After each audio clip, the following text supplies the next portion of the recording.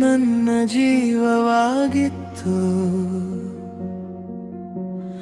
ನಿನ್ನ ಮಾತು ನನ್ನ ಪ್ರಾಣವಾಗಿತ್ತು.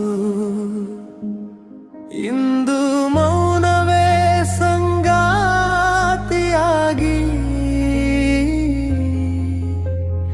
ನಿನ್ನ ನೆನಪು ಕಣ್ಣೀರಾಗಿತ್ತು.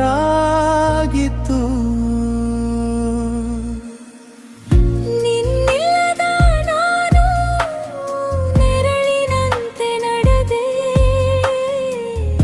ನಿನ್ನ ಪ್ರೀತಿ ಸತ್ಯ ಕನಸಾಗಿ ಉಳಿದೆ.